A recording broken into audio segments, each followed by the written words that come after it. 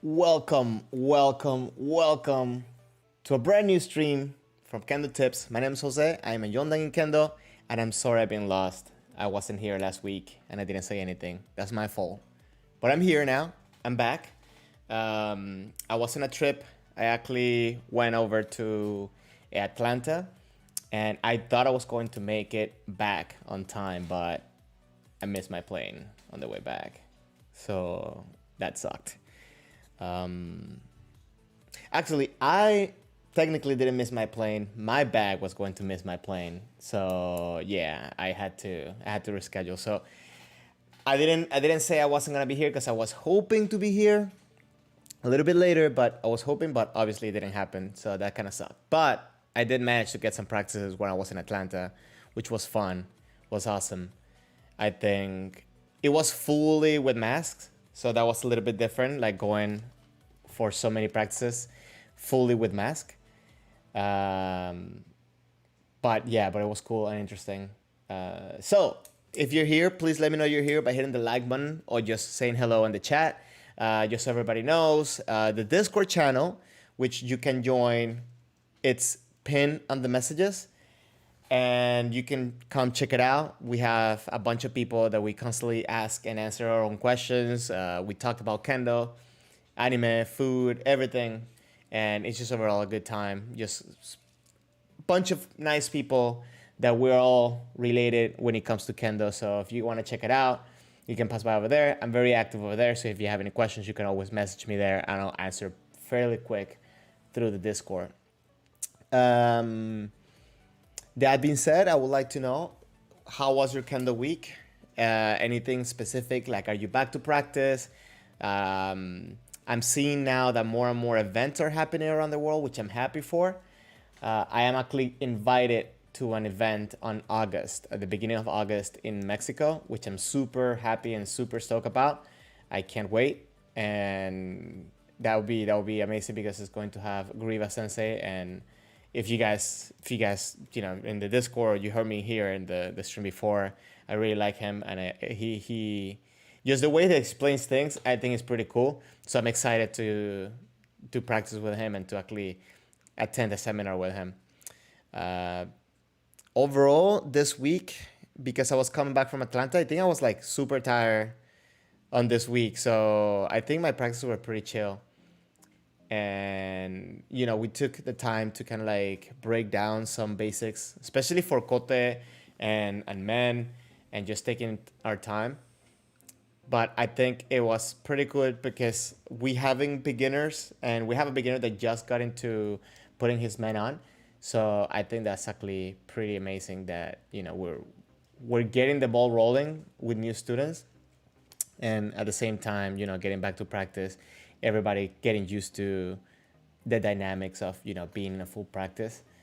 But yeah, that's been my week. Today I have practice, and actually, if you see, I don't know if you can see it because the chat is right there, but let me try to move the chat. But like, if you see right behind me, right here, I have a new bag for my bogu that I want to show. And Jen, you're not a robot. I know you're not a robot. Welcome to the stream. Welcome to the chat.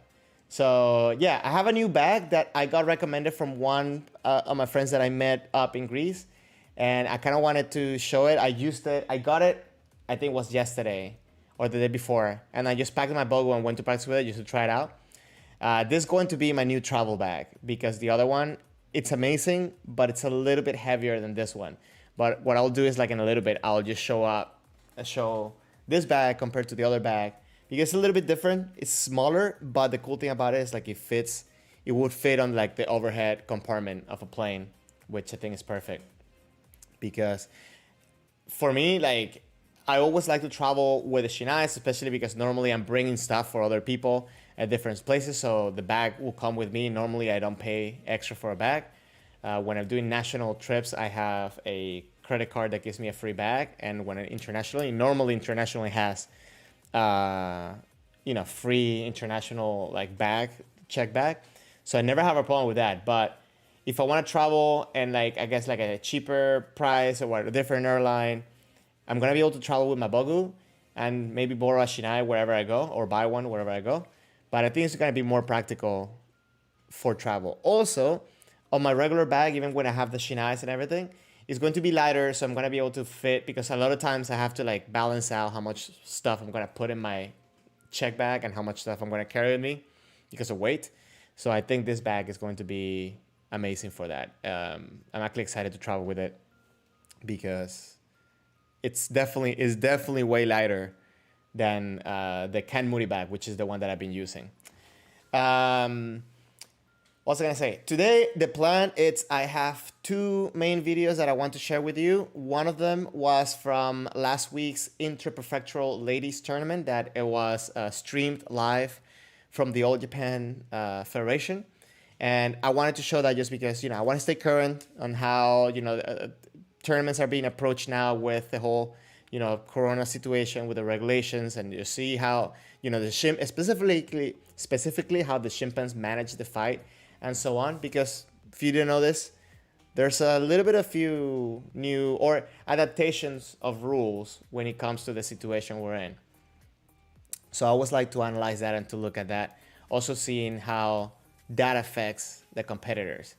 Then I also have a continuation of a video that we watched 2 weeks ago by now, which is from the All Japan, from the 2001 All Japan. We watched the Ippon compilation of 2000, so today is going to be 2001. And I think it's going to be fun because there's a lot of good Ippons in there. If anybody has any questions, just let me know. Like, if any comments, I'm here for you. Today is going to be a little bit short because I'm still getting my stuff together from return back to a trip. I'm planning, again, as I said, I'm planning going to our trip in Mexico, so I still need to do arrangements because I want to get it done early. So yeah, that's the plan for today. That's the plan for today. Let me make sure that, okay. So I did want to, because I'm going to show you the bag. I do want to know that this camera here, everything works. So let me just test it out real quick. Just give me 1 second.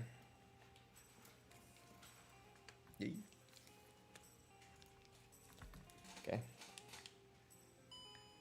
So somebody messaged me about how I make that video from Greece, that like the camera moves so smoothly. I use this thing. Okay.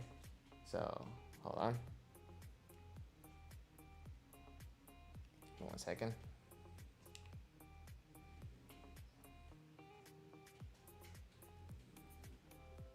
Okay, and I should have the camera here and everything should be, let me see. Yeah, okay. There you go. There we go. Oh, what am I doing? Okay, right here. Okay, so let me just get that out of the way. Let me just show you this bag real quick. Just because I thought it will be interesting. Yang, I actually don't have an affiliate link for that, but I can make one real quick. But if you go to the Discord, if you go through like the Amazon links that I have there, I do get a commission from that if you buy anything from there, and it's not extra cost to you. So anyway, okay, I purposely left my bogu after practice here, so I'm gonna take it out now. I did take off my uniform because, of course, I didn't want to leave that nastiness in there.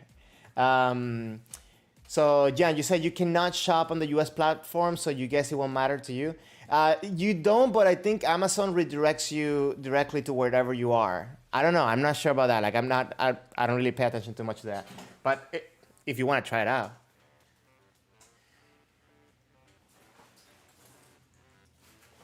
Okay, so I have this too, and hold on, because I also wanted to get my measuring tape so you guys see a little bit of like the dimensions on it.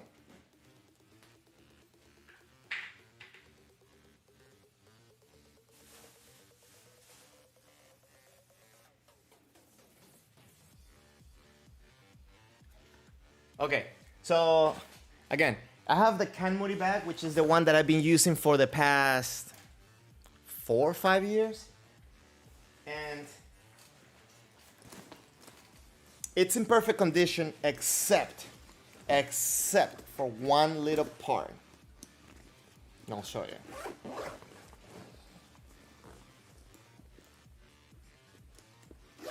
And it's like barely even noticeable. Okay, so let me get this.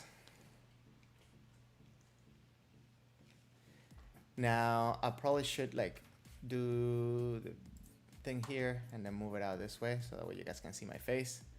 But okay, so the kanmori bag, it's in perfect condition. It only has one little thing right here. I don't know if you guys can see. Hold on, my finger right there. Like, come on, focus.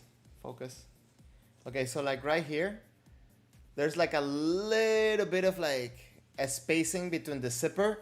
And the reason for that is because I was packing it up with a bunch of stuff one day, I think on one of my last trips to Greece. And when I went to close it up, it kind of like just pushed too much. But let me tell you, I filled this bag up 200%. And it's been a trooper. It went with me to Japan for when I was there for like the 5 months. It's been through every trip. Normally what I would do is I put my bogo inside and I put it inside of the golf bag to take it wherever I wanted to go. And it's been amazing. The bag is just great. It fits everything. It's very spacious. It has a compartment. I actually have a video on my channel if you want to go see the details of this bag. But I wanted to show this kind of to compare it to this other bag.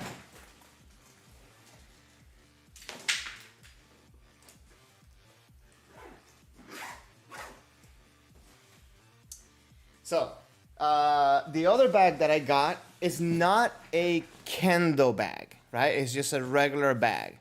Jan, you said, where does your grief connection come from? What do you mean grief? What? Sorry, I don't know that word. I'm sorry. My grief connection? Sorry, can you clarify? Anyways, this bag is from, okay. Oh, my Greece connection come from.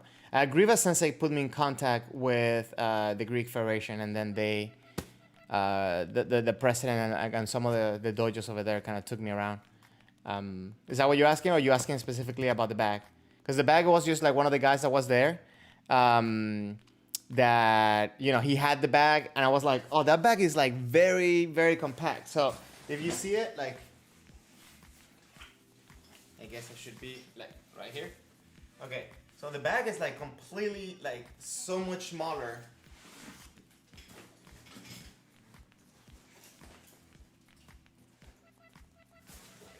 Than this big guy. So I guess I should just turn off the camera. Sorry guys, I've never done this before like this. And let me know if this is boring, if this is not important, but I think this is like a really good bag if you were looking for something cheap and compact. Because you see that this bag is way bigger. It's way compact, way more compact. And it definitely fits my bogo. This bag, they had it on sale for like $60. And I think that one's like, I think it was like $200 or 180 or something like that. I don't know. That one's definitely more expensive. I don't know how much this one's going to last, but definitely that one is more expensive. This one also has a like, what's it called, like a GPS tracker or something like that comes with, which I think is pretty cool, especially if I'm going to travel with it. Because sometimes even though when you want to bring stuff like overboard, they want to check it for you. So I'll definitely feel safer having this with a tracker on it. Now, the way I'm packing this one is a little bit different than the way I packed that one, because it's a little less space here. And there's a couple things that I will like different from this bag. It's not the perfect bogo bag, but it definitely gets the job done. I can fit here definitely my tenaguis, all my accessories like tape and stuff like that, and bogo and uniform. Right, so I guess time for me to show the bag a little bit. Okay, so the bag has a front pocket, right, where I would put my tenagui.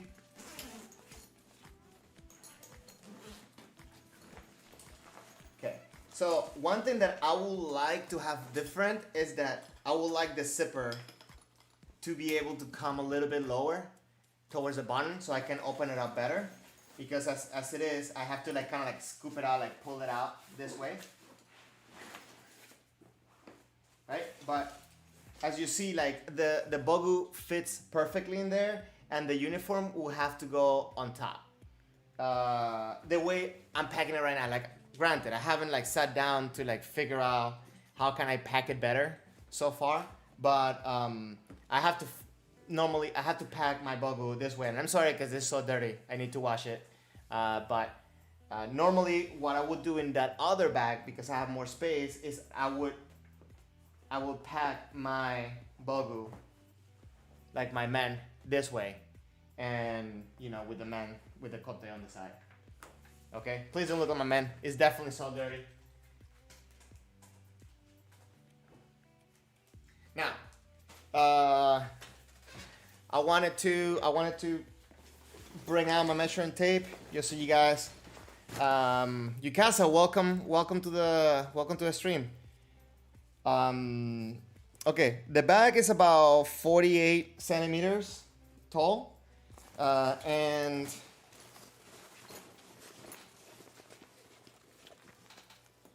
actually I should put the bogu inside and measure it with that.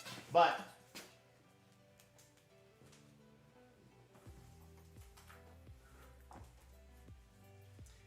just so everybody gets a little bit of, and if you want me to do a different measurement that I'm doing here, please let me know. But I'm going to share the dimensions of my dough, so that way you can compare it to whatever you have at home. If you were looking to buy this one or that bag, right? Because this fits perfectly over there. It doesn't fit the same way as they do in the publicity for that bag, for the kanmuri bag. Because in the kanmuri bag, they put it like sideways like this, and I normally stand it up straight up. But that's just something. Okay, so from top to bottom, my dough and tare are like about 42 centimeters from top to bottom. And from side to side, I guess it will be, I'm gonna do it like, okay, it's like 23 centimeters. But obviously, like, you could squeeze your dough a little bit if your dough was bigger than this one. Now,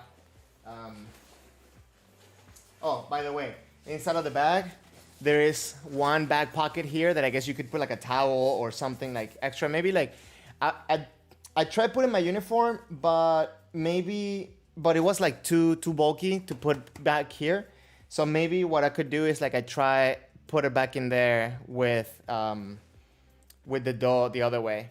Leo, welcome to the chat. Yes, 2 cameras, and this one's portable too, so it's kind of cool for that, for the purpose of what I'm doing. And the bag also has like 2 zippers here. Hold on. Okay. It has like 2 like pockets here. You recognize this Oh, you recognize this bag, Leo? You didn't see this one though. You saw that one, right? That's the one that you saw on the trip. This one is a new one that I just got. I got this one yesterday. So yeah, 2 pockets in the front thing and 1 in the back. I already gave you the measurements for the dough. Let me put it in here. So you see, as I'm trying to put it up, sorry. Yeah, okay, there we go. So as I'm trying to put it in here, it's a little bit tight to first come in, but it fits, totally fits.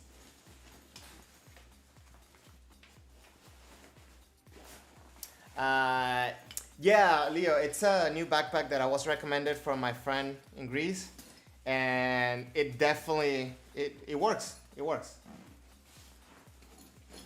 And you see right here,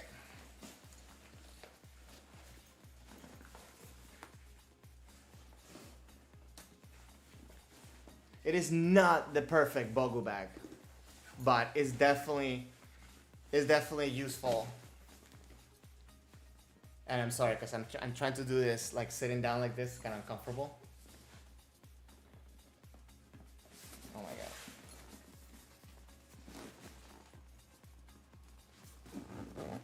god. Okay, this just so you guys get an idea. So with this, bag fits perfectly. I'm thinking that maybe if I flip the dough the other way, maybe I can put more stuff in there. I can probably put the Kendo gi in the back. And Leo, yeah, super like I don't know if you picked up my bag when I was in Atlanta, but it's literally like 3 times lighter than this one. I don't know if anybody has any questions. Just let me know. I'll be using this bag, and then I guess I'll make a video more in detail. But I know someone in the Discord said that they bought it, and I just wanted to just share this with you because I thought it will be important, especially now that a lot of us are getting back to practice. So.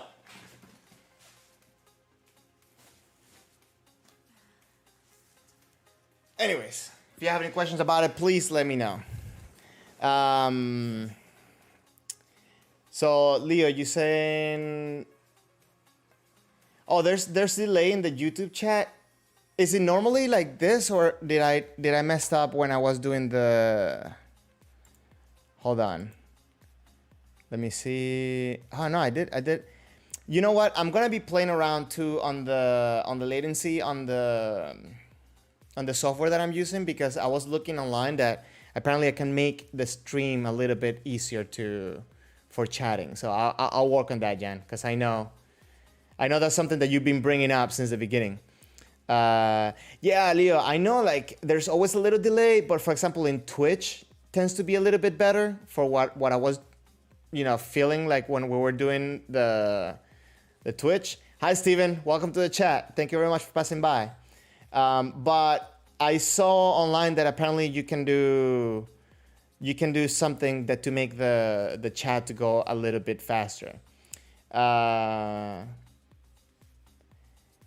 Oh yeah, you see, yeah, it's making you miss Twitch. I know, and I've been thinking about going back to Twitch, but just so you guys know, I'm trying to make it to like the 4,000 hours into YouTube, because it will be easier for me to do the whole like what's it called, streaming while I'm on the go. There's like a bunch of other features. It does monetize the channel, but the main thing is like I want to get all the other features to make everything more accessible. Like you can make clips of the videos and stuff like that, which I think will be super useful. And then I'll probably just do the Twitch. Yeah, and I also like I've been hearing so many bad stories about people getting banned on Twitch just because like they play a music or they play a sound, they play a video. So it's like it would suck to kind of like just get banned because I'm playing like like a Kendo video, and then like it just doesn't like I don't know, just it'll suck. Yeah, Shane, like Twitch doesn't have good reputation. Too many people are using it and advertise their OnlyFans. Yes, that's another thing. Yeah, that's a whole other subject that that sucks. Yeah, Leo, you have to have Twitch friendly music. But I don't know. I mean, like I OnlyFans Kendo tips. Yeah. What with the whole thing with Twitch though is that I've been feeling that a lot of people kind of has the whole thing like they can get banned for like no reason, and like all of a sudden it's I don't know. So yeah, like I know that they do play videos on Twitch and stuff like that, and technically, like especially with the videos or even like movies, for example, like I don't know if you guys remember a while back I did the whole thing where like I showed like a little piece of like Rick and Morty. So after I was done with that stream, YouTube let me know that I used a clip that wasn't mine, right? And then I could argue that I used it for a discussion, for like learning purposes and stuff like that. For what I understand, Twitch doesn't do that. Twitch just like say, oh, that's not yours, like we'll take you out. And that's what I'm kind of a little bit like hesitant about. But maybe I should be a little bit more like upcoming and just do more stuff on Twitch. to be honest, I'm also like, I want to do both. To be honest, I want to do both, but I feel like I haven't really learned how to do YouTube well enough to say, okay, I'm gonna do both. Because ideally, I would like to do both. Jan, you said you just had to go. You just had to go. Oh my god, Jan. Oh my god, it's a long conversation. uh, yeah, it's a long like. Yeah, it's a long conversation. It's a funny conversation though. Leo, you said you think that there's a possibility of live stream, both of YouTube and Twitch at the same time. There is. I can also do live streaming on Twitch, but if I ever decide to go on affiliate on Twitch, which is another reason why people are leaving Twitch, if I decide to go on affiliate or partner, if I ever have the opportunity with Twitch, I cannot stream anywhere else while I'm streaming there. So, like legally, there's people that do it, but legally, we don't do illegal things here, right? And all you need is, I was doing it for a while. You need a software, not a software. You can go to Restream, it's a website, and it will send it out to the different ones. Oh, Leo, is OnlyFans the new social media? I hope not. Yeah, it's like, I don't know. Yeah, Steven. Oh, Steven knows about the OF. But Jan, like, just Google what was that thing, like the hot tub streamers and stuff like that. The whole like, don't Google just hot tub streamers. Google like the whole argument, the whole thing that happened with the hot tub streamers.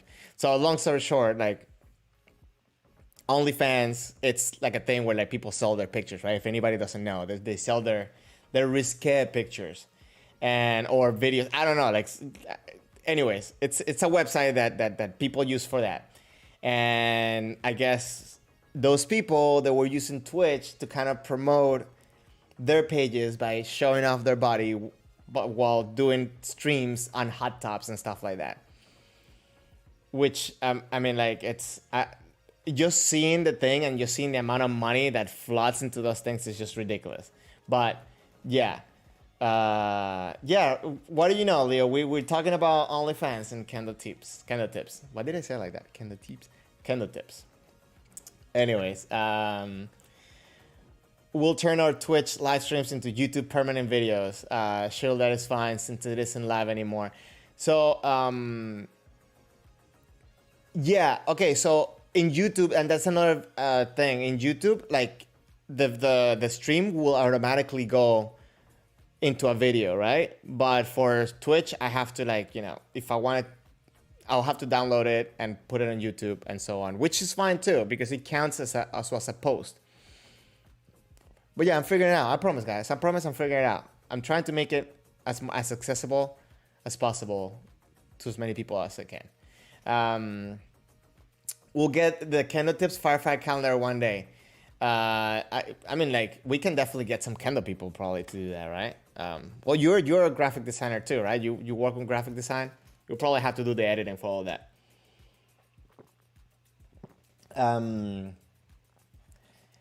Oh, wait, Leo, you're saying that there's a way to make it automatic? Well, yeah, you know all about that because you took care of the Discord and you did such a good job that, everything, like, when I post a video, like, it says in the Discord that I'm doing it. So, yeah, we gotta analyze all that. We gotta think about that. You gotta share your knowledge with me about all that.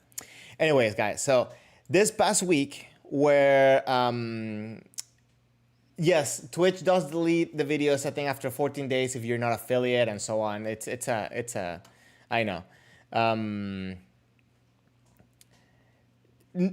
I don't know if like it has an amount of video that it deletes it, but it definitely deletes it after 14 days if you're not affiliate. And I think it gives you more days when you're affiliate, and when you're a partner, I think it's up to 30 days or 90 days, something like that. But regardless of your status, they will always delete them. So last week, guys, there was an interprefectural ladies tournament that I wanted to just watch a little bit. We're not going to watch the whole thing because it's going to be super long because our whole team matches, right? And I know Leo wanted to do a watch party over the Discord, but because everybody would like, George, Leo, and I, we were practicing in Atlanta, we kind of like didn't pay attention to that. We forgot about that. And I wanted to at least watch one of the fights. Let me just open up the thing. Hold on. So we can start watching some videos. Okay. And hold on, let me pause it. Come on, pause. Oh my god. Okay, so right here, good. Okay, so of course, I had to pick up Osaka, right? You guys know how biased I am with Osaka. So you gotta remember, all this, the precautions for Corona are in place. You see the peoples with masks. It's a very nice angle for a court.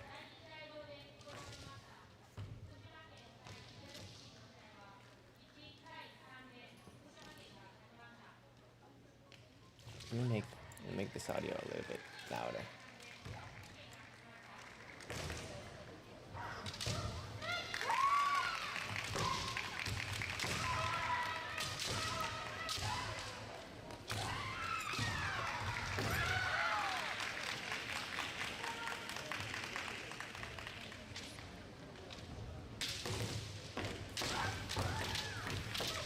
Yeah, this is a great shot for the camera, right?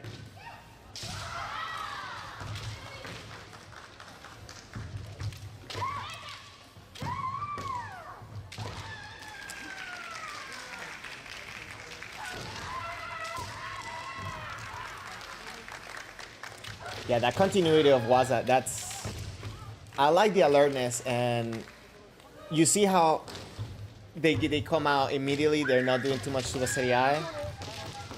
That has to do, of course, with the new regulations. But to me, it kind of becomes ambiguous because I feel like that's the case. That would have been a little bit too long, right? Oh, Jan, you're fully vaxxed now. Okay, now you can travel without. Well, I guess depending on the country, you still have to take a PCR to travel. Sucks.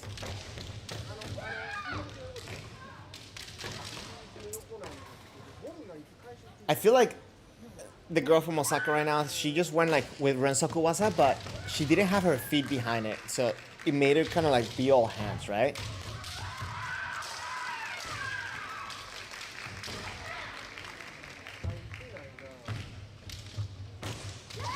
Oh, that's a nice opening for the man.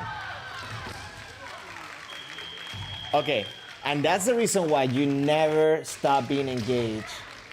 Let's watch this real quick with, okay, so let's go frame by frame real quick at this spot. Okay, so, I passed it. Sorry. Hold on. Let me go back a little bit.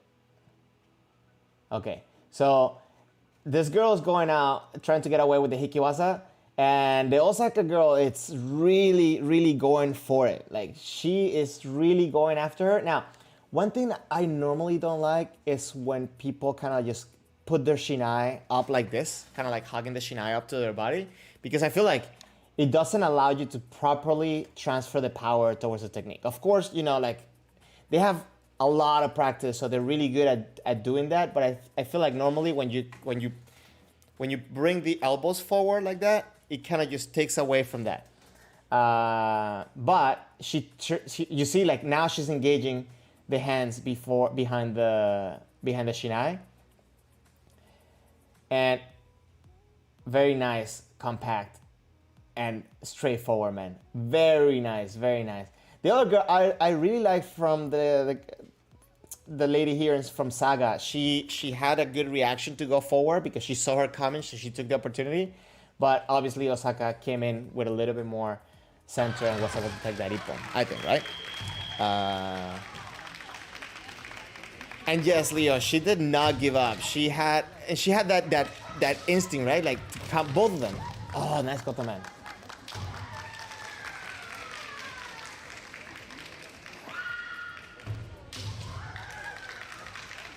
Oh, Steven, one of your senses, one of the visiting senses from Toyama, was competing. Nice, nice. Yeah, it's always nice when you have somebody that you know in these tournaments, right?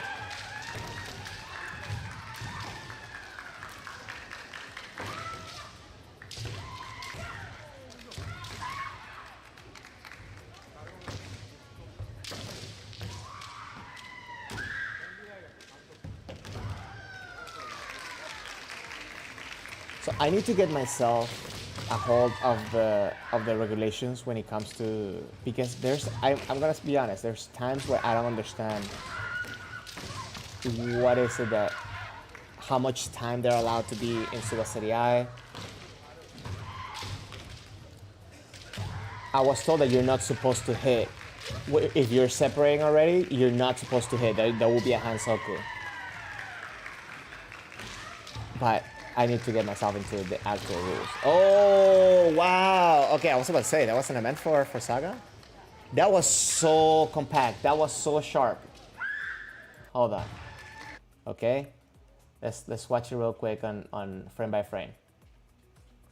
So I like how, you know, she held her ground and she pushed in with her body, right? Like she kind of started making the thread, the pressure with her body.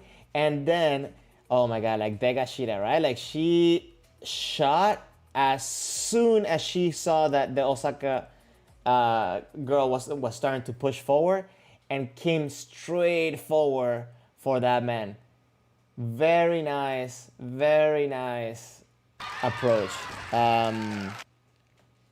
So Leo, you're saying when separation for Suba Serie I, you can't get a hansoku. So that's the part where I'm a little bit, I'm not sure what the regulation is right now, because for what I'm told is that if you're in Suba Serie I, you can do hikiwasa, right? But you're not allowed to stay there for a long time. You're supposed to come in, do your technique, and if you're gonna do hikiwasa, do the hikiwasa and get out. But apparently they're considering for now to be a hansoku if you hit as you're coming, like if you're, you know, past, you're outside of Suba Serie I in the intermission between Suba Serie I and Isakuito, right? That's what I'm understanding. But again, I don't have the rules in my hand. Very nice match from Saga. Although I kind of want Osaka to win, but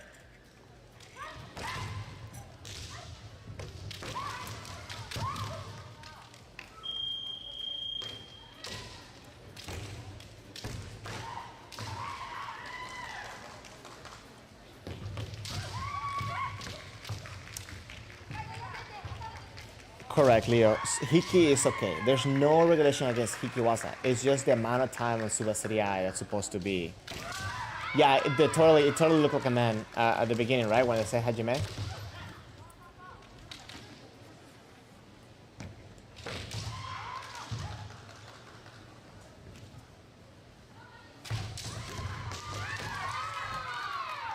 That girl from Saga, she's dangerous.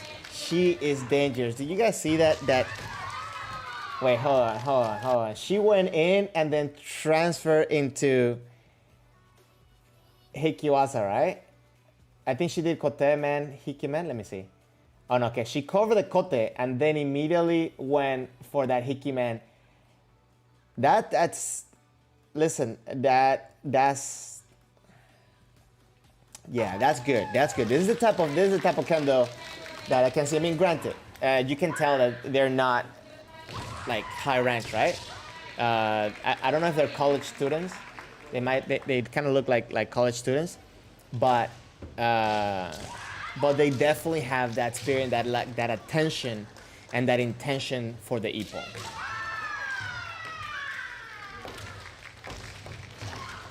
So right now Osaka is losing.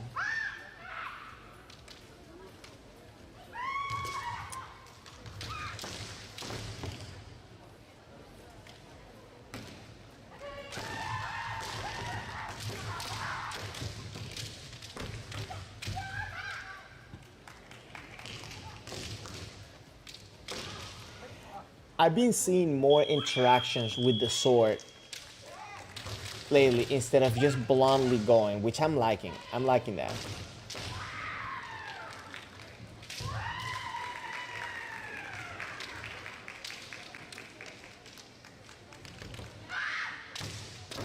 Oh.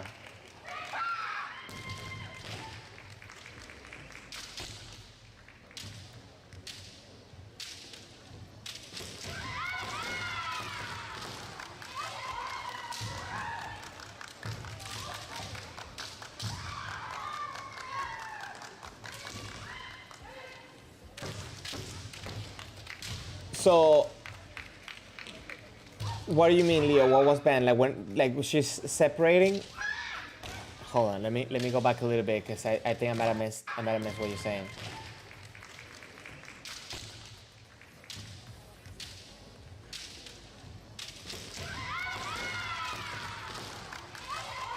Like, I think right there is fine, right? But like if they're separating, if they're expressing their intention to separate, that's when it's supposed to be a hansoku.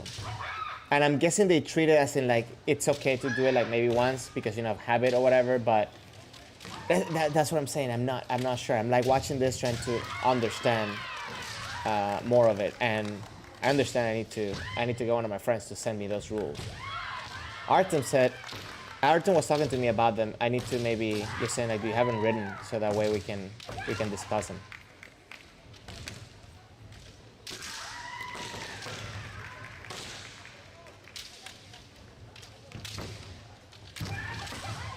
I feel like the girl from Saga has a little bit more Shinai control. I feel like the girl from Osaka kind of like after she hits the attack, she kind of doesn't have as much presence after the attack as the girl from Saga. Although that was a nice kote. Hold on. Let's watch this real quick. So, you see, I'm seeing more Shinai controls, more Shinai techniques, right? Like messing around with the opponent's Shinai, with the opponent's center. That's a good reaction for the Hikiman.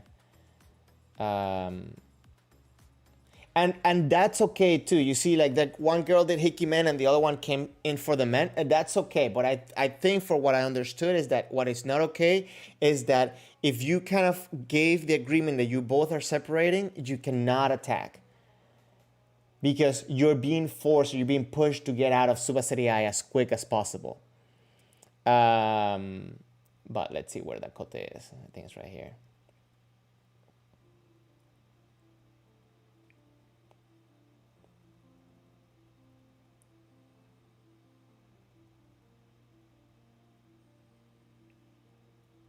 Oh, okay. She approached.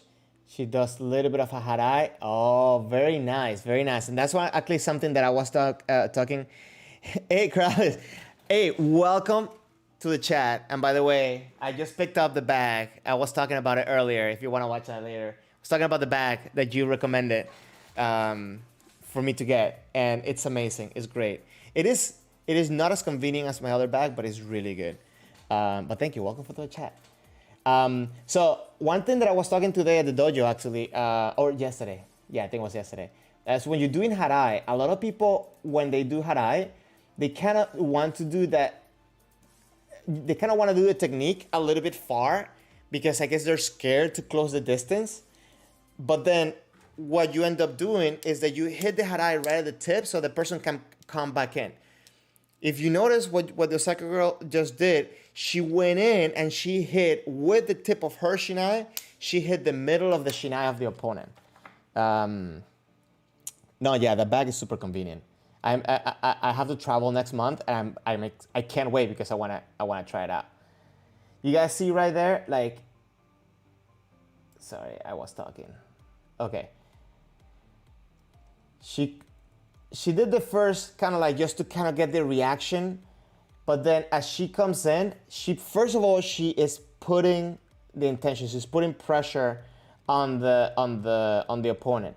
Sharply gauges the reaction, does the harai, and immediately goes in for the kote. I think that's on point. Um, so ideally, and again, Leo, this is how I've been. This is my observation, and some of the things that I've been taught is that if you hit the shiai, the tip of the shiai, even though you can hit it super hard, it's not gonna make so much of a motion, and the person can bring it back down. If you hit it too deep, then you have to hit it super hard to get a little bit of motion out of the center. But if you hit it in a sweet spot, especially if you do it as you're coming in forward, you get a big motion out, and you also, especially if you do it right, you also should be ending up right in the center so you can get the technique.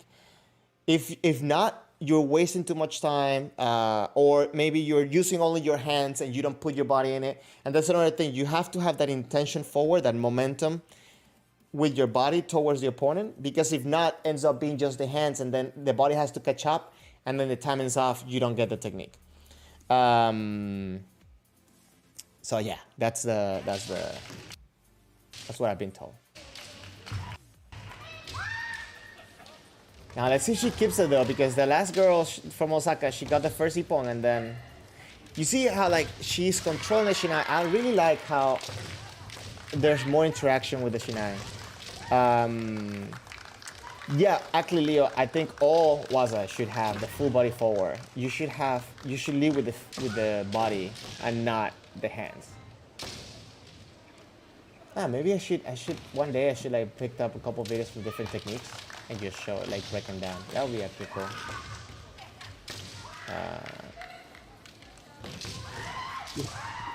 What do you mean click your arms around?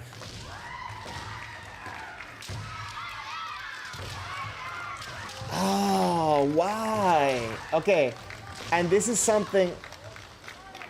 Okay, I think, when you had your first ippon, that even though if you're trying to hold, you can just like lower your energy, right? I think that you have to have more.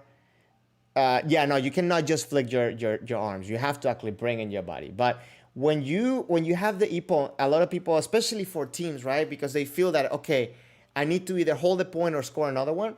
When they need to hold the point, they kind of enter into this, like, for lack of a better word, like flat state of mind. And they kind of like let go of that pressure. You don't want to risk getting score on, right? You want to keep the advantage. But you also cannot just be always like hesitant or just holding back. And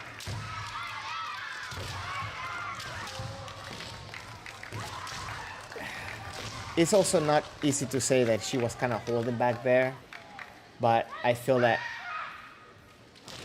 she could have a little bit more intention forward. See, right now maybe she's scared, so she's kind of like starting to go backwards.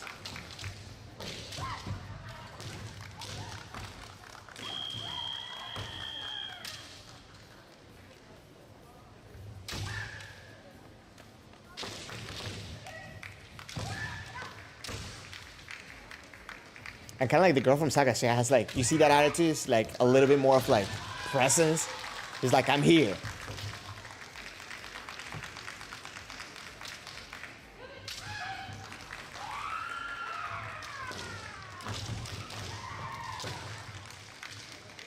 See, before, the girl from Osaka, whenever she did like the harai or something without going in, the girl kind of was standing still. But now she's more like putting pressure back.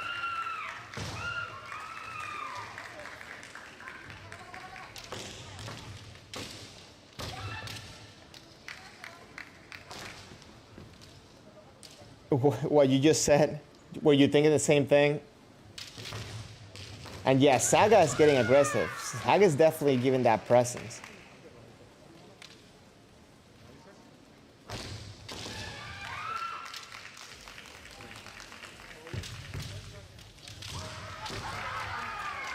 See, she's not stopping. And the kiai, her kiai.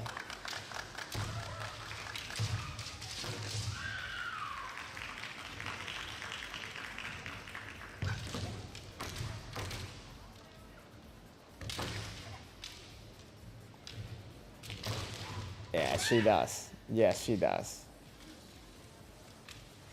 Granted, it also helps that she's taller, right? Like she it's not that she's taller than the little one, but she's tall. So you can like I think that natural gives her some type of like extra points and presence.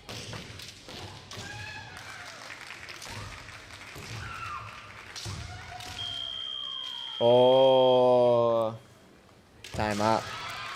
Yeah, like they're both trying for that center, and I think Saga's representing very well.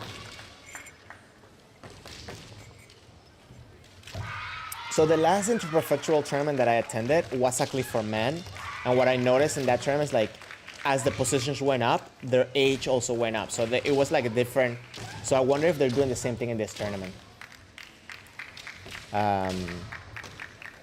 Yes. I'm not saying that short people cannot have a presence. What I'm saying is that naturally for her, that she's tall, kind of like she gets a little bit of extra points. Like she has presence because she has presence, not because she's tall.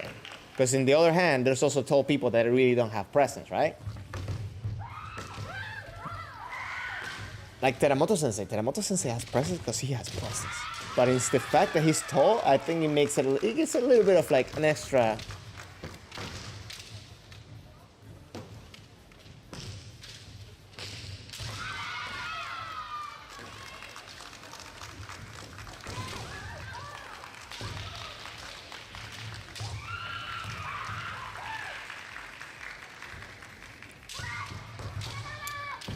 Yeah, tones never hurt.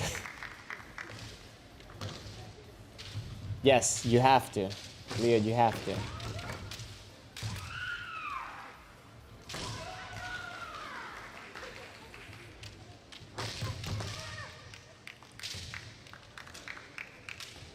I was talking about today, when you're doing hikiwasa, you cannot just like break your elbows.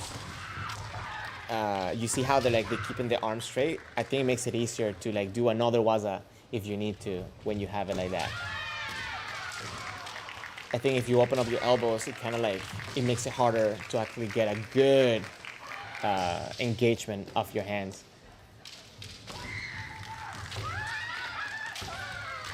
I think as you separate, you can do that, but like especially right there, when you're so close, you want to be ready to do another waza.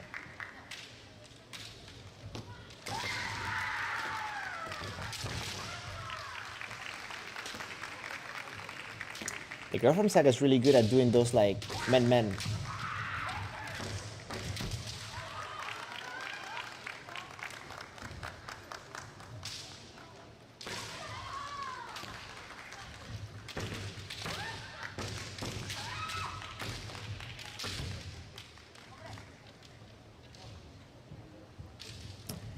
Yes, Steven, I think so too.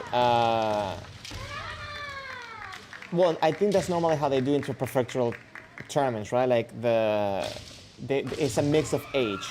But I have to say though, the lady that went before this one from Saga seemed a little bit more mature in her kendo, so I wonder if she had. Oh, nice kaeshi, Kotakashi man.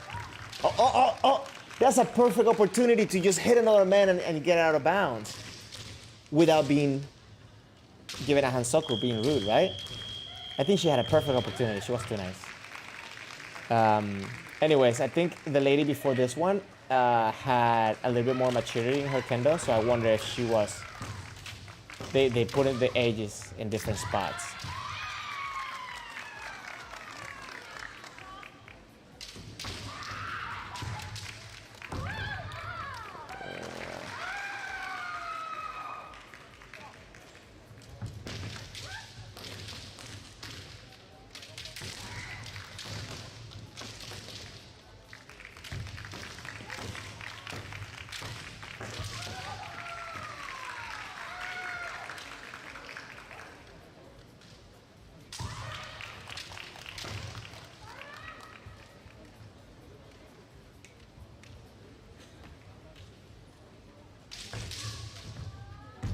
Ooh.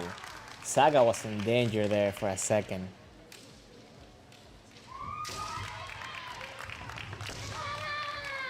Very nice timing. Coming in like with almost like a big man and then like landing it down.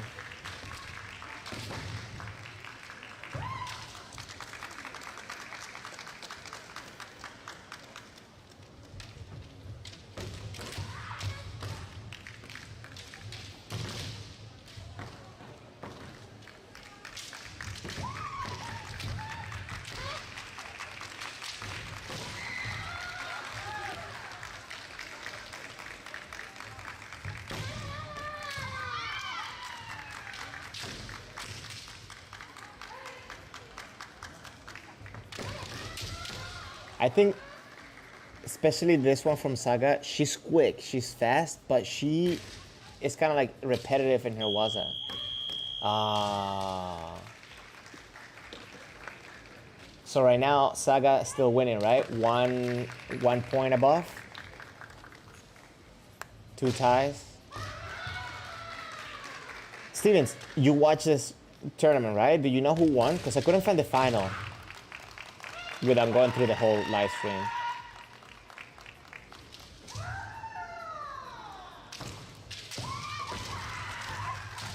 Yeah, you see, there's a big difference in Kamae between Osaka and Saga right now, right? I feel like Saga has a little bit more of a, like, sturdy Kamae.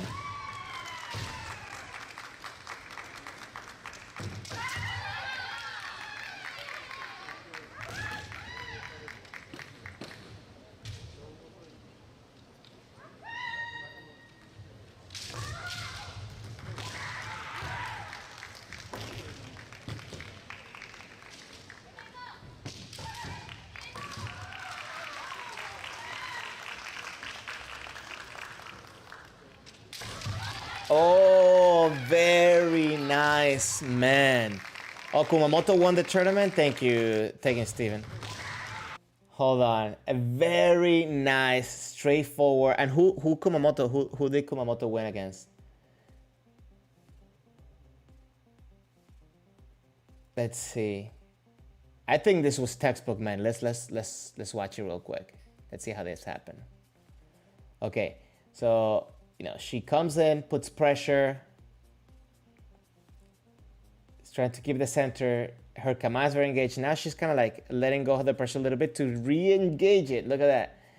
Re-engage the pressure, and Osaka just kind of like is not fighting the pressure, right? So then, oh my God. That was very nice way to come in. I think it kind of looked like it didn't make the impact. So let's watch it real time. But I think her timing, Hikentaichi. Let's see. Yeah, I think that gave her that point.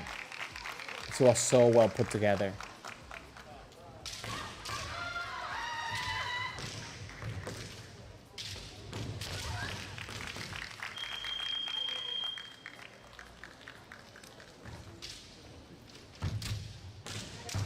Oh. Cool. Thank you, Steven. Thank you.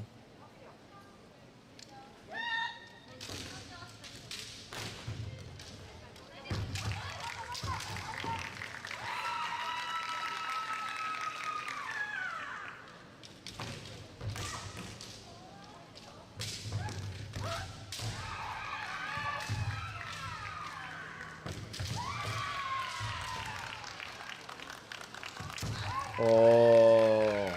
She has a okay. I feel though that if she keeps going in like that, I think Osaka's gonna catch on to it and actually do something against it. But right now, I feel like she's overwhelmed. Like she keeps going back.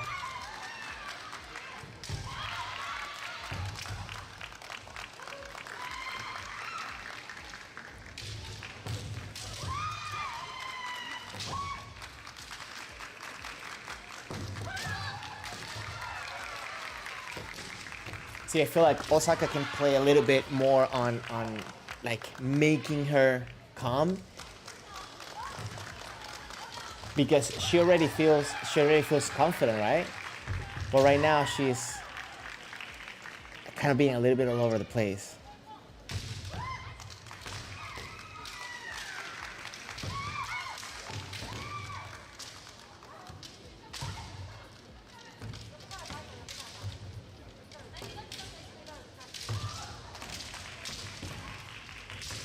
I feel also like Osaka's kind of trying to get a reaction with her body, right? Like just trying to get a reaction with physicality over trying to communicate. So maybe that's kind of getting her frustrated and not allowing her to see different things that she can do.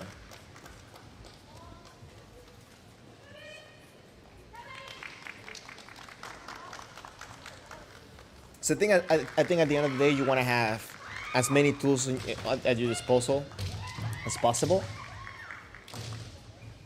And I feel like right now the girl from Osaka is mainly using her like her speed and her physical ability.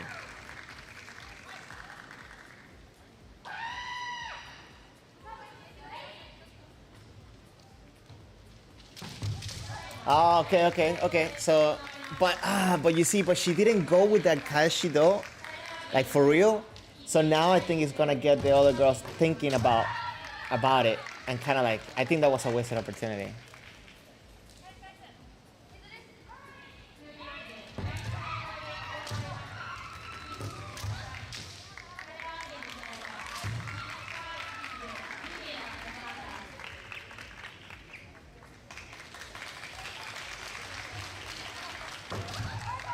You see, like she throws, like the girl from Osaka is throwing her hands, so she's like afraid of coming in. She has the skills to do it.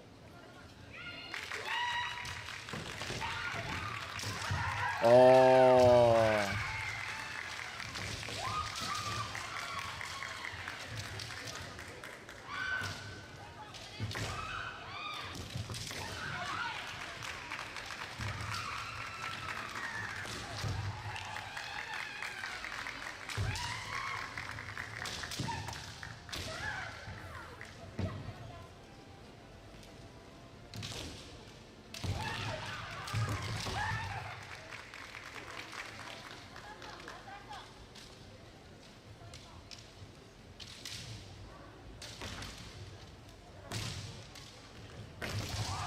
Oof. She went again with another Kashido, but it wasn't. Now, you see, now I feel like Saga is being a little bit more cautious because now she knows that, oh, this girl's also thinking Kaeshi, right?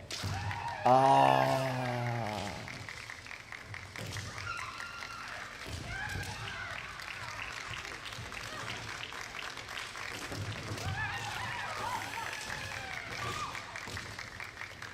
You guys know what happened there, right? So I think after the first Kaeshi, the girl from Saga kind of stopped going forward so much for the men's.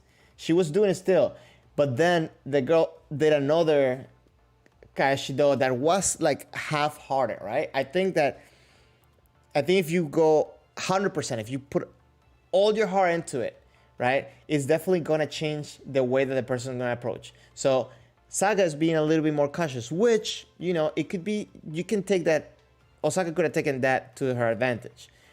But she kind of kept going for the same thing, right? And now Saga, like, kind of started being, like, a little bit baity, I think. And not baity, but kind of like a little bit knowing that whatever she would do, Osaka would try to come in. Like, I guess because of time, she felt the pressure, she had to come in, which I think in an individuals match would probably be the way to go, because in individuals, you gotta go. Like, you gotta give 100%. But right now in a team's position, well, also, I guess, yeah, they're in a bad position because they're already losing 2 fights. But, okay, no, they were losing 1 fight. You see, if she would have been hold it, oh, no, yeah, because they were already losing the point. So, yeah, it's a bad situation overall. They're 2 fights down with that one because they already had a point under.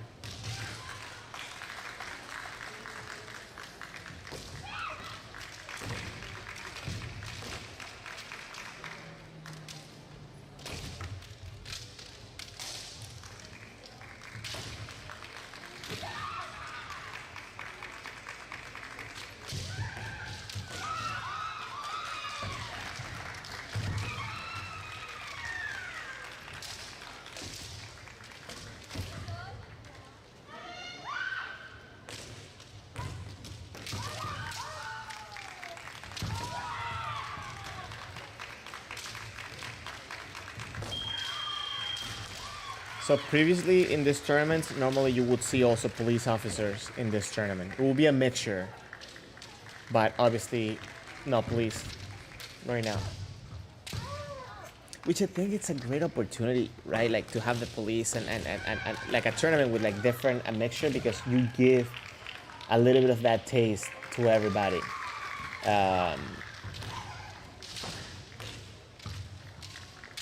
So it's kind of sad not to have the police competing right now.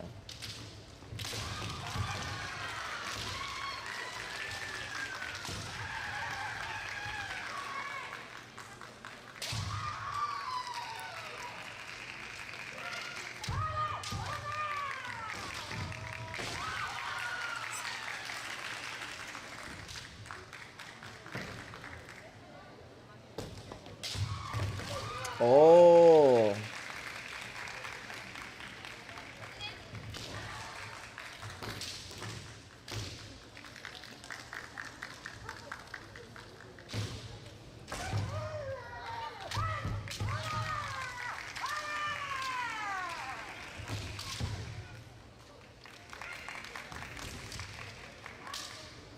This reminds me I need to work on my kiai. Yes, this is team matches, Leo.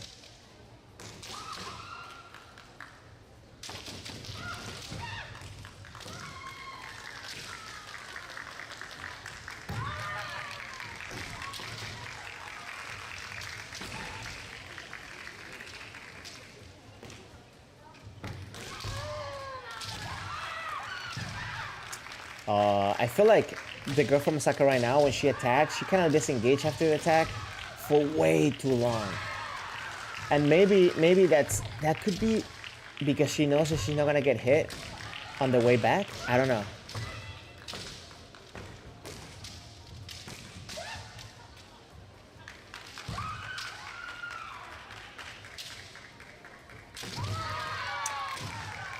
It was a little bit of a what's it called? Not so clean kote, but great opportunity, great timing on that.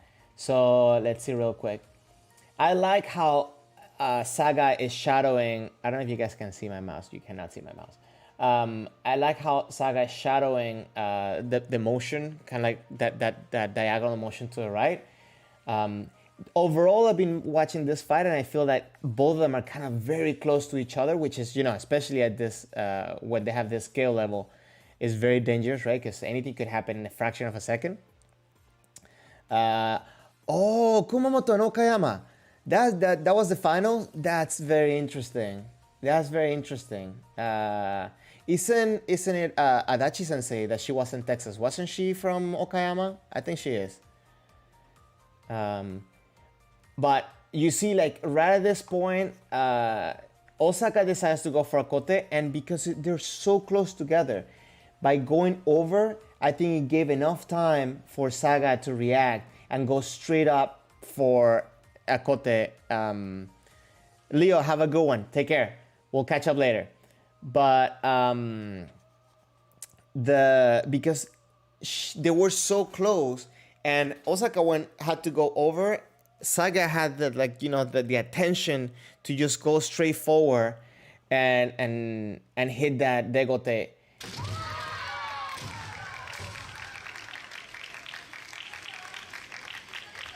So I mean, I'm not saying that you shouldn't fight at all when you're that close, right? But there's certain benefits and risks involved with the distance, with both distance, from far or from close. You see, she's still getting close and making that opening again for that kote.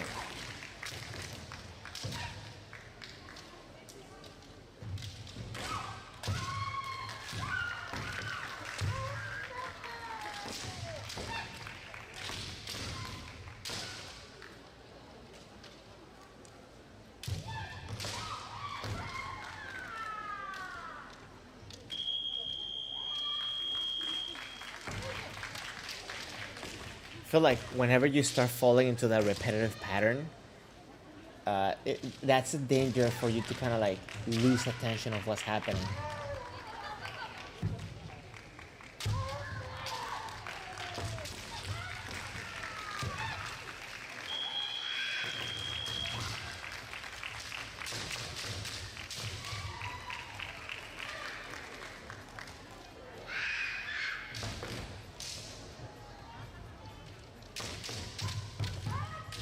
Oh.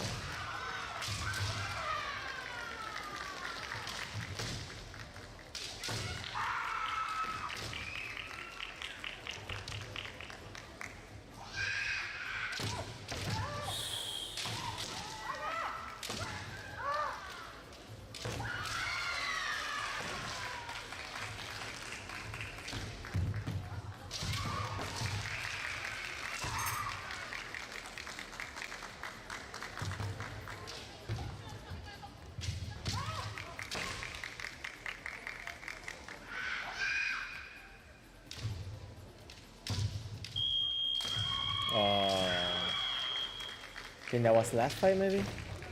Let's see.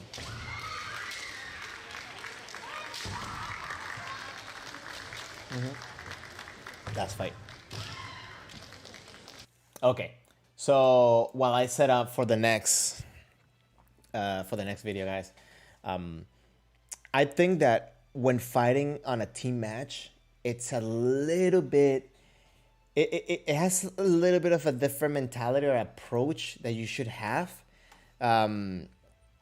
Because, for example, when I was mentioning before the whole thing with Osaka kind of like risking too much for that point, I understand that at that point the team was down. But normally, especially if you get score on and you're in a tie, because I forgot that they weren't in a tie at that point. But if you're in a tie, you want to hold the ippon as much as possible, right? So that means sometimes maybe not getting the ippon that maybe you feel that you have a chance of getting, but and don't get me wrong, please don't misinterpret. You also don't want to just be defensive, because I said that from the beginning, right? Like Osaka, the first point was done by Osaka, but then she wanted to hold the point and she was just passive.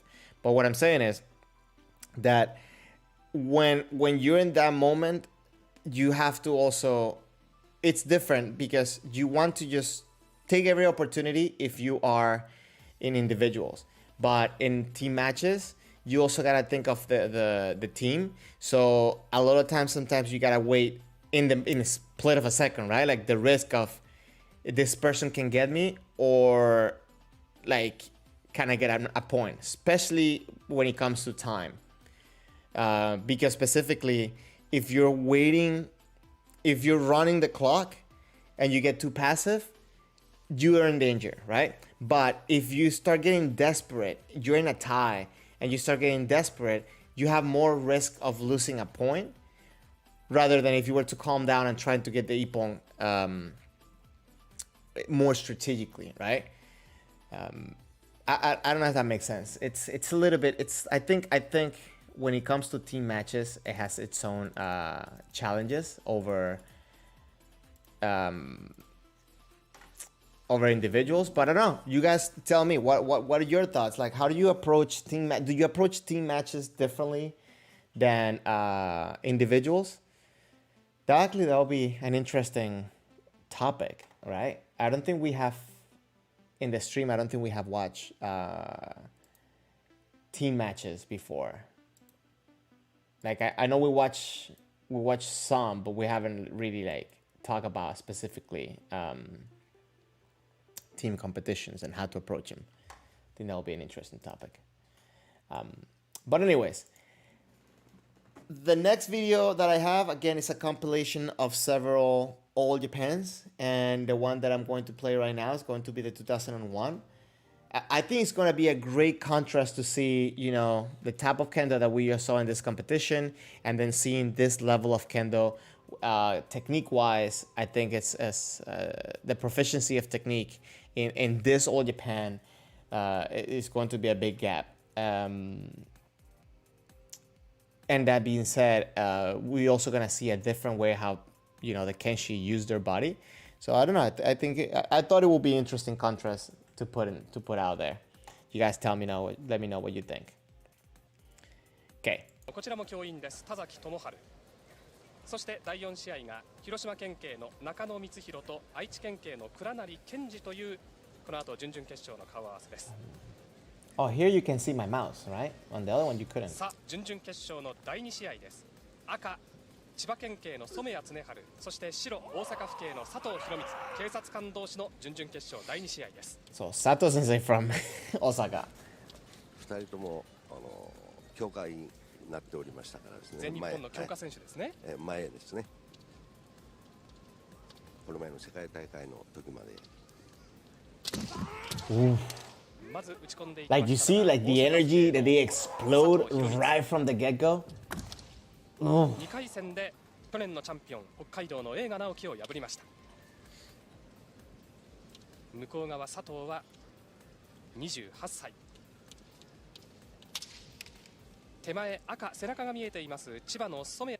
I'm sorry, I'm gonna stop this for a second, but I'm gonna say that those first two attacks from both competitors is kind of like a great show that Kendo is not meant to be nice or soft, right? It's not that it has to be arrogant or you know, like, or bullying like that, right? But what I'm saying is that both of them, they really felt like that was a moment for an attack, and they gave 100% on that attack. That's what I'm saying. I'm not saying that, you know, you should be like, you know, battering people or stuff like that. Please don't take that out of context. Yep, Sato Hiromitsu. こちらは35歳というベテランです。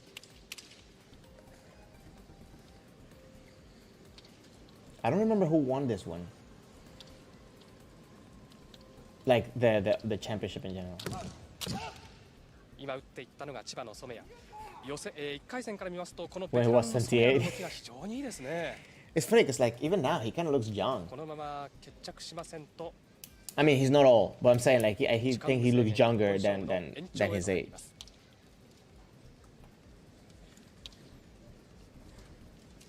He definitely doesn't hit like he's old.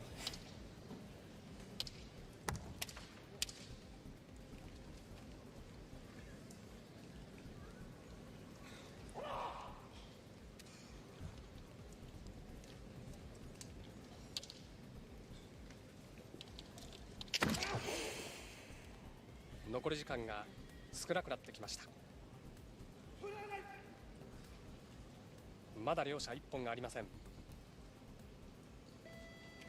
ここで試合終了です。準々決勝第2試合も延長へと突入します。千葉の染谷と大阪の佐藤の対戦です。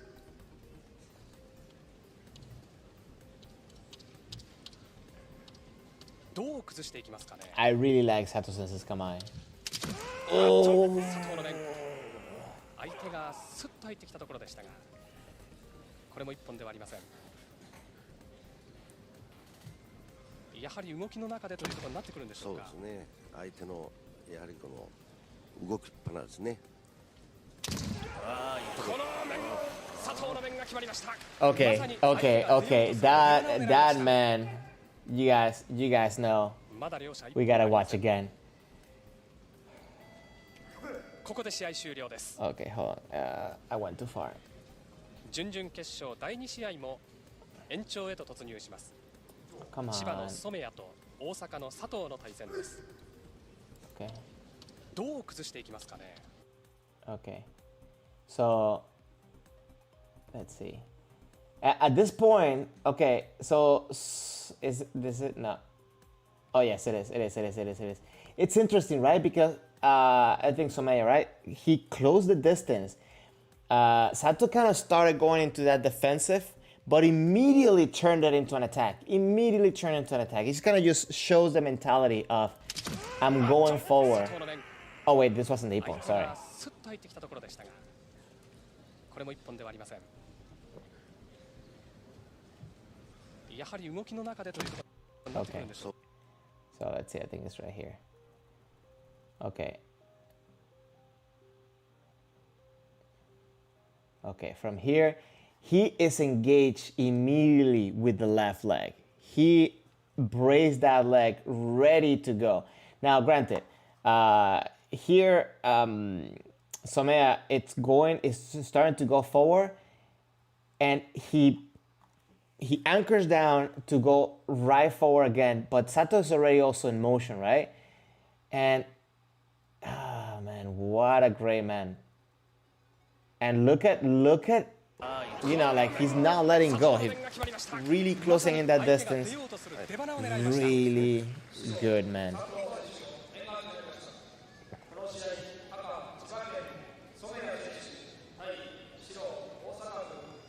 大阪の佐藤弘光、4回目のこの全日本初めての準決勝進出です。最後の面、まさにその相手が出ようとするところ、見事に捉えてますね。And it was very compact. さあ激しい打ち合いが始まる。あのような連続技あるいは相手を崩してかわしてという技が最初の5分の中では見られませんでしたが、 You see, from these fights, I really enjoy that level of engagement, not only mentally, but also at the moment of when they attack. 小手は岩佐の小手が決まった。 When they attack, they attack. すぐでした。 Okay, hold 最後 on. の場面ご覧いただきましょう。この小手、 Oh, 見事なことですよね。まさに相手が不要に手元が上がったところでしたね。 look at that slow やはり motion. ああいう He went straight forward for it. 勝って打つ技が少ないですね。 Straight forward.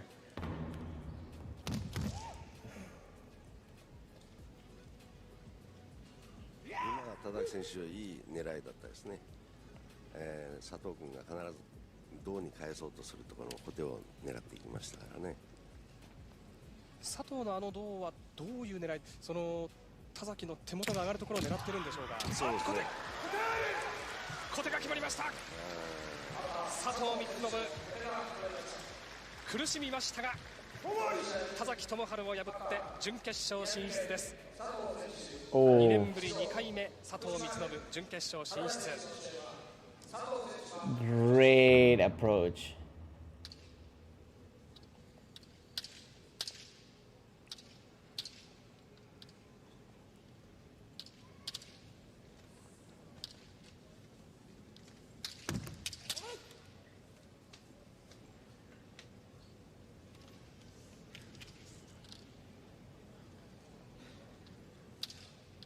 準々決勝はここまで3試合いずれも延長に突入していますが、この You see here, you see a little bit more communication between the swords. That's one of the things that I really enjoy watching and studying a little bit. 目に飛んだ胴に抜いた。愛知の倉成の胴。 I mean, it was so close. Let's see if there's another replay. No, it's not another replay. We'll watch it again. Hold on. Let's see. It's a lot of communication between both Kenshi and the sword, right? Yeah, that was a nice though. Now, you see at this point right here, he puts pressure and then he lets go.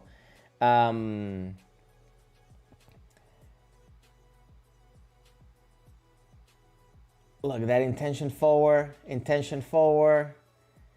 Okay, he gets a reaction where he goes back. It's interesting because it doesn't look like hesitation, right? It's more of like this wasn't the time. And at this point, it's like it's one of those things that you're thinking like, what is he doing? What's going on here? You see, several times he's trying to get a reaction from his opponent. So I feel like he's being definitely the aggressor in this communication. And maybe he's trying to establish a pattern to kind of get his opponent to come in for the men. So at this point, when he realized that, okay, he now went in for it, he went all out for that though. 目に飛んだ胴に抜いた。愛知の倉成の胴。 Look at, oh my god, and look at the engagement of the arms with the hip at the same time. It's beautiful. Yeah, he was the world champion up in 2003. It's not hard to believe with this Kendo, right?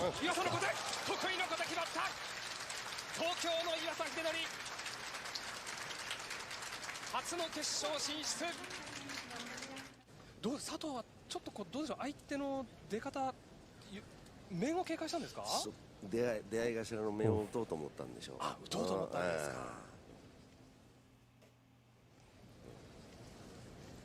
準決勝戦第2試合、赤宮城県5段佐藤光信選手。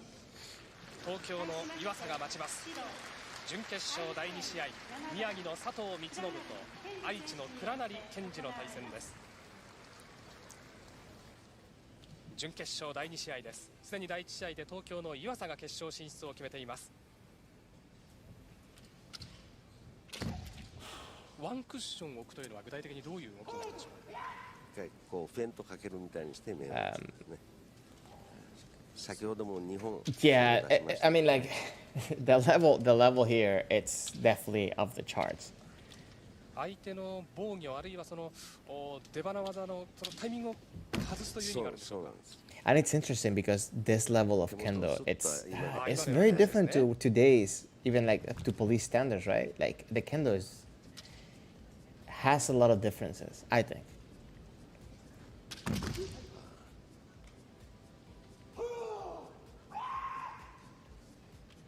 顔が見えていますのが宮城仙台高校の佐藤光信。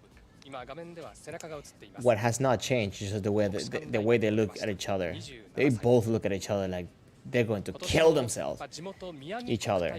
And then today, same thing, you know, like that piercing eye, those piercing eyes, you can see it.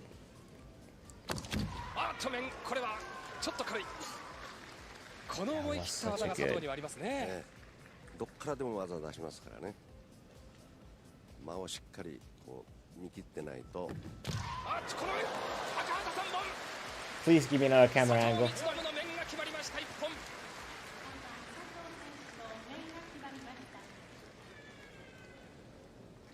何か勢いを感じる。 Wait, we didn't get a replay on that? Hold on.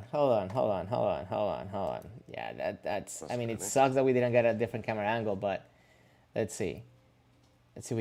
What can we infer from this approach? So, looks like he overwhelmed his shinai. It almost looked like not necessarily a kote men, but he kind of like overwhelmed his opponent's shinai, and he used the momentum to come in close the distance and then just take that nice man. Very, very 何 good. か勢いを感じるこの1本でした。さあ2本目。試合時間は5分です。手元の時計ではまだ2分にも達していません。時間は十分あります。まず赤の佐藤光信、宮城が1本を先取しています。その地元の宮城国体に向けて4年計画でみっちり稽古を積んできたこの佐藤光信。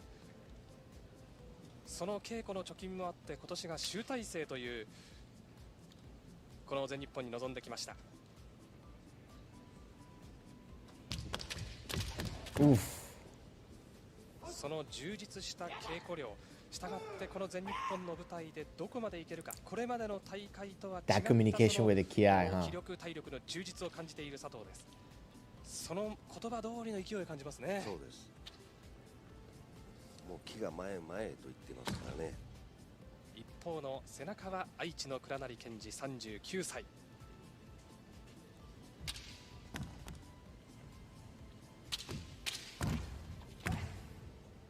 その先ほどおっしゃった倉成がフェイントからの面をなかなか出せずに逆に佐藤に決められました。そうですね。で自分でそれをやるから、はい、先ほど申しましたオウム返しで打たれてるんですね。得意なところを狙われる。手元の時計で3分を経過しました。準決勝第2試合、宮城の佐藤光信が1本先取しています。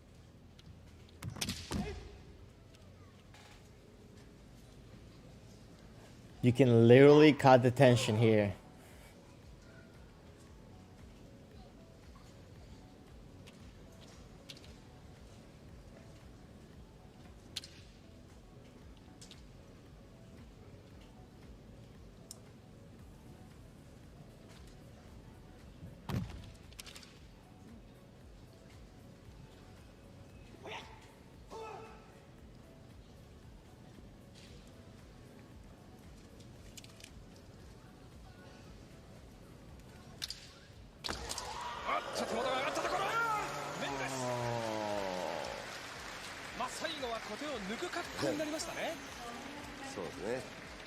That was very well deserved, right? Please, let's get a replay. Hold on. 佐藤も初の決勝進出。 Oh, there's no replay? Come on. 決勝に残ってきたのは Hold on. 先ほど申しましたオウム返しで打たれてるんですね。得意なところを狙われる。Okay, wait, I went too far back. 佐藤光信。Okay. Let's see what happened here. I think this was a great ippon.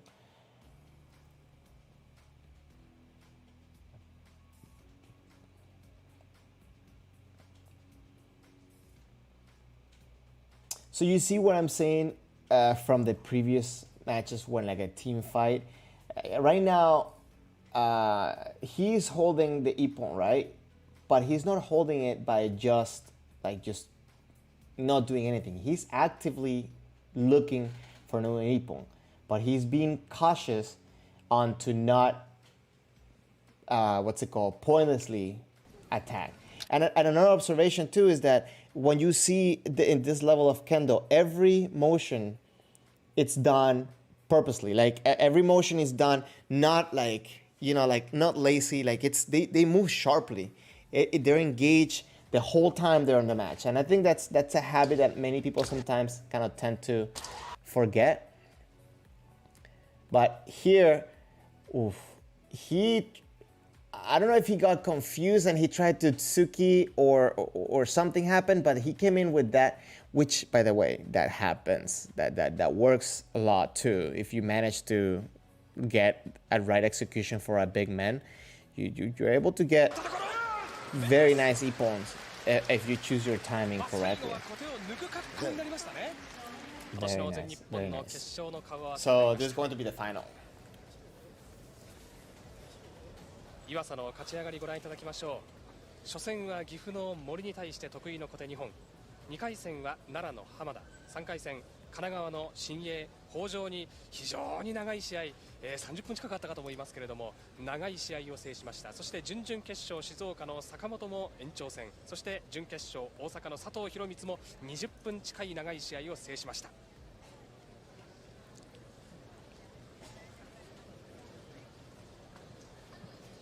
So I think it's interesting that they show them putting the men on, right? Because how do you what's your process when you're in this position right before the match? Do you try to put your men on as quickly as possible? You take your time.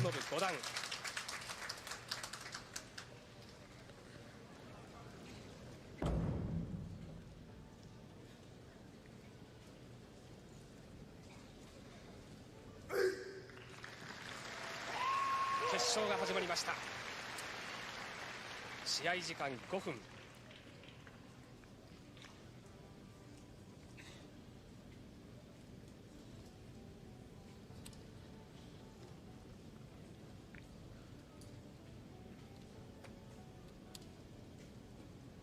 右が宮城の佐藤、独特なリズムの取り方。さあ出てくる。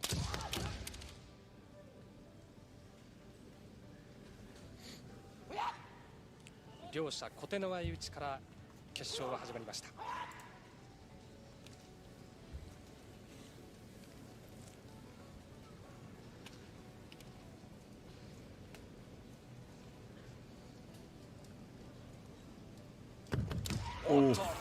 佐藤が返していく。岩佐が仕掛けていきましたか。Very nice。出ようとしたところ。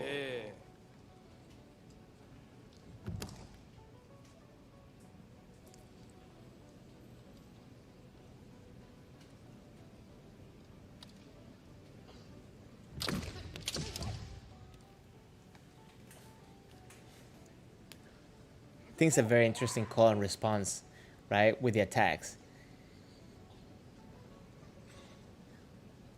ここまではまだあまり打ち合ってはいませんが、岩佐の方が先に仕掛けていくという形が見られますが。ところが佐藤選手は木で攻めてるんですね。下がってるようで木でほっとでどっからでも出られる体勢ですからね。あそこで出ればどう抜こうと。いうことなんですね。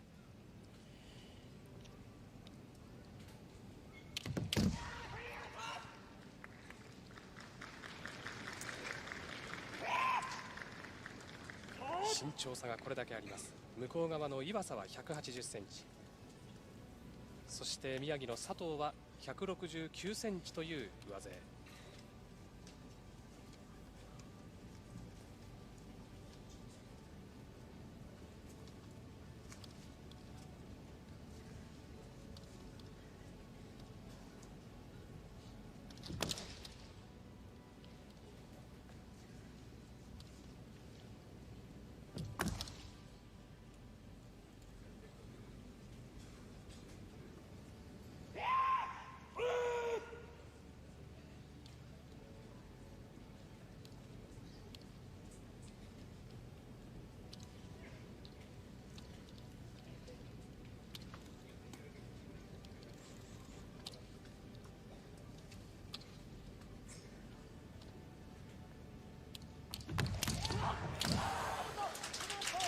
Look at the awareness of the edge of the court. If you notice, he went straight back, but then he went to the side because he knew what it was, that it was there, right? Like, he is aware of what's happening and where he's at.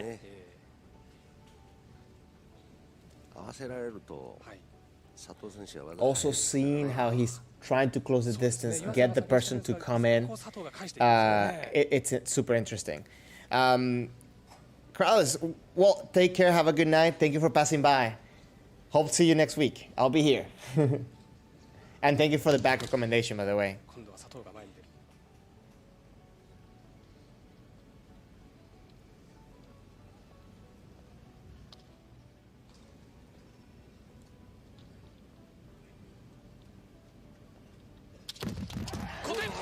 Oh, wow. Wow. Okay. Let's see if we get a replay. Come on. 相手が返してくるところをすかさず狙いました。見事なことですね。決勝。 Okay, hold on. Wait. Take care. We'll see each other pretty soon, I bet. Wait, we didn't get a replay there? 相手が返してくるところを佐藤が前に出る。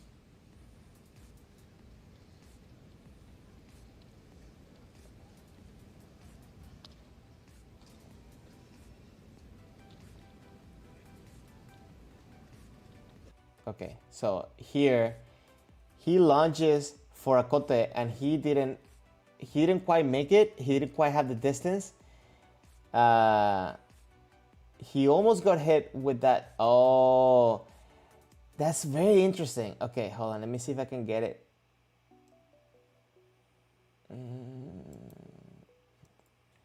Okay, so from here, he goes for the kote and he almost did like a kaeshi kote. And it's interesting. Okay, he feels the third man. I guess you could say he got the second one, right? But at this point, that kote was so clear. That was so clear. I think in response to that kote, the fact that he went for men made it that much more relevant, because I think you should have that mentality. Because maybe the judges didn't see the kote, you cannot miss an opportunity. Or maybe the person didn't really get a good kote, you cannot miss another opportunity. And sometimes even just the alone that motion, that willpower to go forward will also sometimes sway the decision of a judge. Granted, at this level, these guys have like an amazing eye, and they're able to see it very good. So they definitely caught that kote.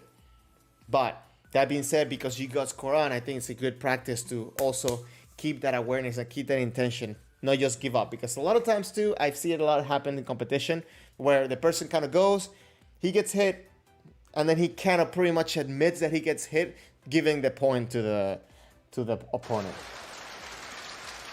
Don't really want to do that, do you? 相手が返してくるところをすかさず狙いました。見事なことですね。決勝、岩佐秀則、まず一本、ここでブザー。 Oh, and that's it. That's all she wrote. 全日本初優勝。新世紀。 I'm going to say that from this specific All Japan, on the Ippons, they are. Wait. Hold on, Conan. Let me watch this real quick. Oh, okay, now we have. Oh, very nice kote. Anyways, let me go back to the main page. So, Conan, you said what's the other stream channel? It's been a while. What do you mean? This is normally the only stream channel. I also have a Twitch channel, but I haven't used that in a minute. So normally I was doing both at the same time, but I decided to stay right now on YouTube just because connectivity and like I'm trying out new things and so on. So for now, I wanna stay on YouTube. This channel, Sundays 3:30 p.m. is when I do the live. You know, we watch some Kendo videos, we talk about Kendo and all that good stuff. I was gonna say one thing that I really enjoy from this specific All Japan, from the very first, not even ippons, but from the very first attempts of ippon, is that engagement of the body, that full body engagement on their technique. So it's like we were watching the interprefectural ladies tournament before, and it was interesting to see how, even though it was sometimes they would do light attacks, they will have very good snap and very good speed behind their shiai. But over here, it was a little bit of a different engagement because it fell more all together with the body, right? That I think, personally, I think that in a match, it can be a lot more demanding in the body, but it gives that much more chances of, when you believe it's going to be a technique, to score it. In contrast to, I believe it was the last match that we were watching from the interprefectural tournament, where the lady, she went for 2 kaeshi dos, but she kind of went like, not really putting everything behind it. And yeah, the kaeshi do, I don't think even if she would have put everything behind it, she would have scored it because the distance wasn't quite there. But number one, it kind of accentuates the fact that you're really going for that do, and then gets the opponent thinking more of like, I need to watch out for my do, and kind of like throw a curveball onto them. That's one thing. The other one is like, yeah, maybe you can catch it just because you're in the right distance. If you make yourself be in the right distance, you have more chances of scoring when you actually throw the technique fully as if you are going to score it. And I don't know. It's just my opinion, my thoughts. I would like to know yours, if you have a different one. Because I feel that this tournament had that great thing going on for them. Yeah, we're wrapping up. I think that was my last video that I had for today, but thank you very much for passing by. Always appreciate it. Yeah, have a good rest of your Sunday as well, even though the rest of your Sunday is pretty much going to be sleeping. But thank you very much for passing by. And now I'm back. I know I wasn't here last week. I was expecting to be. I couldn't make it. But I will be back here for next stream on Sunday, 3:30 p.m. Next month, though, I believe the first or second week, I need to check my schedule, my calendar. But I will not be here. I believe it's the weekend of the 5th, because I was invited to go to an event down in Mexico, and I'm going to take that opportunity. Hopefully get an opportunity. Well, not hopefully. The plan is to go practice also with Griva Sensei. He's going to be leading the seminar, so I'm very excited for that. I'm very excited to try out that new bag because it's super light, and I can't wait to actually go use it. I'm like a kid with a new toy every time I get something new for Kendo, even if it's a bag. So I will let you guys know how that bag actually works, how it holds up to a lot of the wear and tear that I put my bags through. So far, the Kanmuri bag, it's been my favorite one. As you guys know, if you're in the Discord, I don't like, like the bags that you drag around. I like to carry my bag. I think, especially like when I was in Japan, I feel like if I would have had a bag with wheels, those wheels would have be gone by the first month of how much walking I did with my bag on me. So yeah, I'll keep you guys updated. If you guys have any questions, please let me know. Just so you know, if you pass by the Discord, it's in the, like, if you see it, like right here, the message right here. But if you go to the chat box, you can just click there and it will take you directly to the Discord. I am very responsive over there. I know this past week that wasn't really the case because I've been taking care of some stuff. But we're there. There's a lot of other people that love Kendo just like you. So I will invite you to pass by, check it out. You can contact Kendo, ask questions, or message me if you have any questions directly for me. Overall, guys, ladies and gentlemen, I think this is going to be the end of the stream for today. I really appreciate everybody passing by, showing up. I'm always very grateful because you guys are keeping motivated, not only to do the streams, but also to keep learning myself, to keep thinking of new ways to express my thoughts on Kendo, and just analyzing everything I'm doing. So I really appreciate everybody showing up, giving me feedback. I always welcome it. Thank you very much again for being a part of this. Pass by the Discord if you want to talk more.